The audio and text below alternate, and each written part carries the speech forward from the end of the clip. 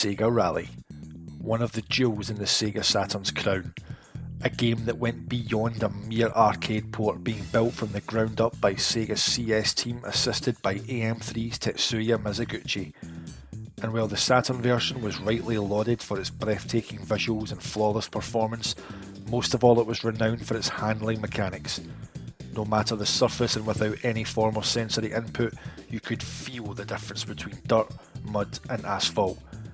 This was the game that rightly sold Sega Saturns in its own right, one of the big three, faithfully bringing its Model 2 big brothers skidding into the home and showing everyone what the Sega Saturn was truly capable of.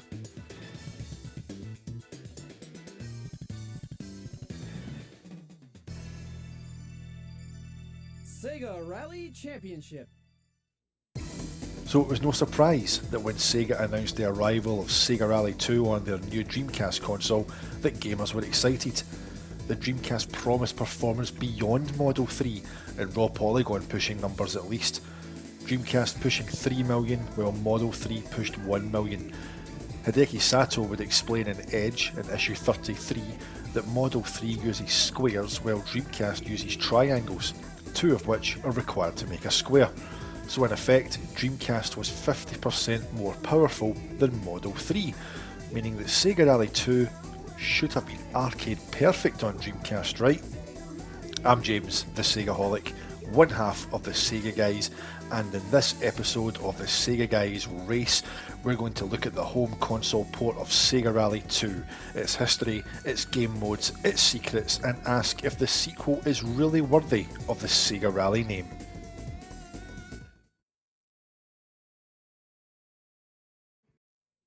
One of the first games to be announced for the Dreamcast, along with Virtua Fighter 3 TB, SEGA Rally 2 was undoubtedly part of Sega's bravado to show that their new super console could output Model 3 ports standing on its head. According to SegaRetro.org, SEGA Rally 2 was announced so early that it was developed in tandem with the hardware itself. When you factor in the Windows CE development platform rather than the native Dreamcast SDK, it was destined to be a port that would fail to take full advantage of the new console's power. Slated as a launch title, SEGA Rally 2 was first shown to the public at the 1998 Tokyo Game Show, which ran from October 9th to October 11th. Given that Dreamcast's launch was little over a month away at that time, on November 27th, many observers were left disappointed by how unpolished the game looked. I remember Sega Saturn magazine and Edge in particular at the time commenting on their concerns for the port given how close it was to launch. In the end, Sega pulled SEGA Rally 2 from the launch window, delaying it until January 1999. In the West, SEGA Rally 2 missed the 9/9/99 launch, releasing in late November, with the PAL version ironically forming part of the launch lineup here on October 14th, 1999, over a month before the US version. So this was actually the second Dreamcast game that I owned. I got it a couple of weeks after picking up my Japanese console in April 1999, the first game of course being my bundled copy of Virtua Fighter 3 TB. While history hasn't been kind to SEGA Rally 2, I do have to admit that back in the day, I bloody loved this game. The Japanese version does run a little smoother than the NTSC US version, and the PAL version especially, which can run at 60Hz when connected via VGA, however it has no 60Hz option on boot. Now, I know there are codes out there to lock the frame rate to 30 FPS, or the so-called 60 FPS mode, which removes a lot of track detail, but neither do the job for me.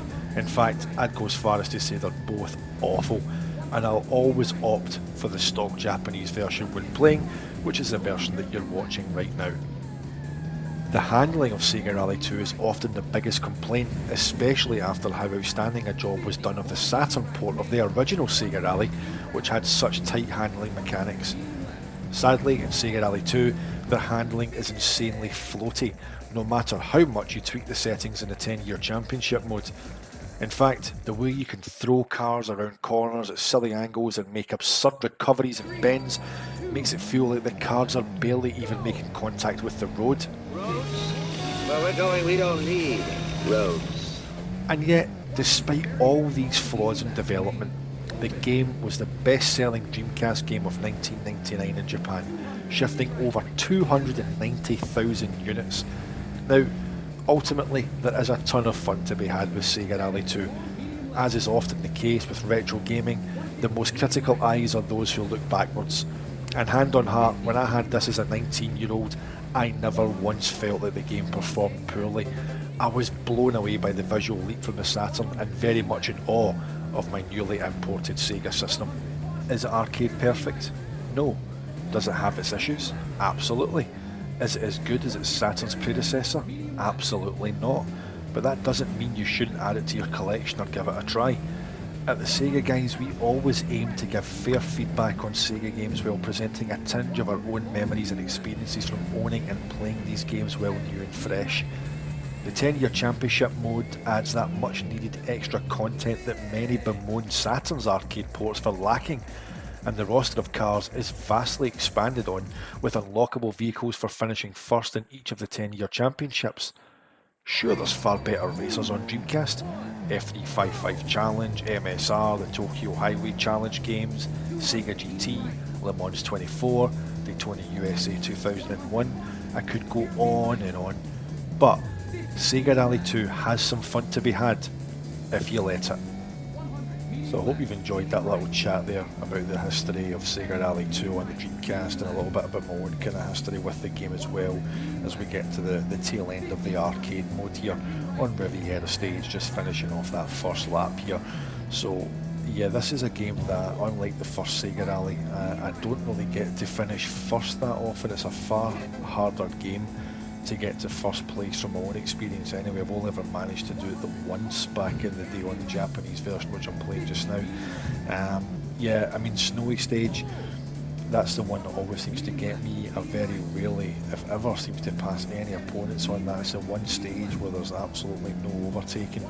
There's maybe one opponent that you can catch up with if you have an absolutely flawless round, but as you see here, I'm just not going to catch this Mitsubishi, I think up ahead it is, and that's a 4th place finish.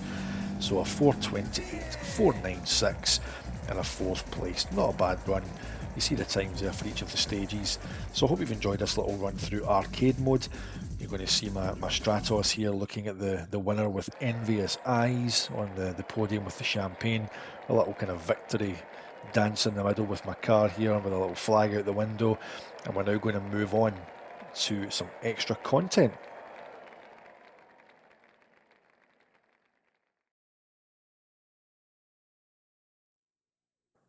The 10-year championship mode opens up SEGA Rally 2 beyond the normal 4 tracks found in arcade mode, with those used rumoured to be tracks dropped during development of the arcade version. The tracks are formed of variations of the existing tracks, including different routes and weather conditions, and in this video we're going to look at 2 additions on top of those. Muddy, with its lush greens and rich browns, is almost jungle in nature, while Isle is a tarmac-based track through tunnels and small towns with mounted features and trees that could easily be based on a Swiss or French setting.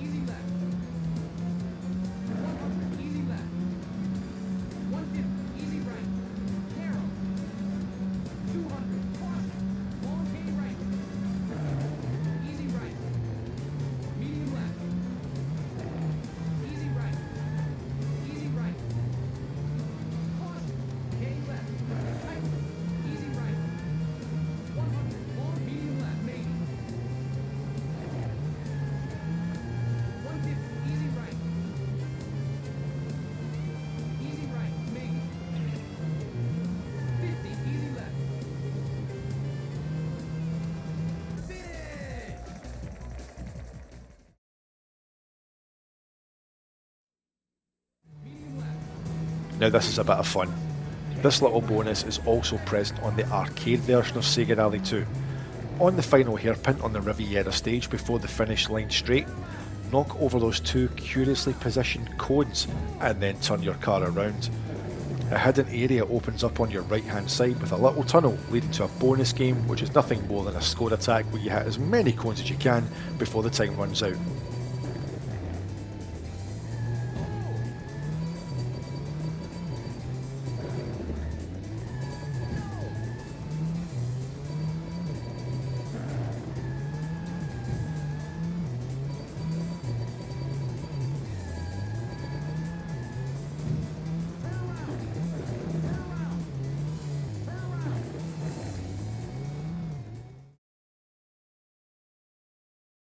On time attack mode, if you choose the second desert layout, you get to race the SEGA Rally 2 version of the Saturn and arcade version's original desert stage. Let's take a look at the differences side by side.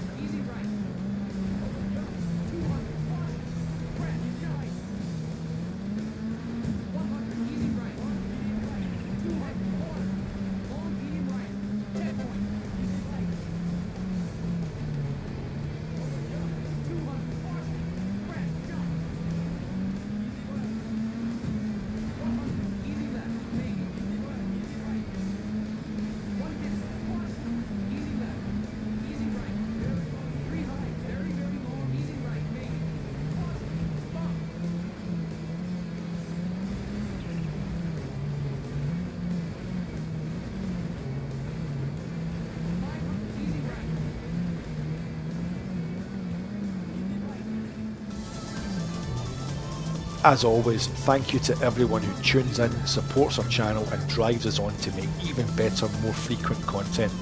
You can find me on Twitter at the SEGAholic, you can get Dan at Swooper_D, you can find the pod account at SEGAGuys.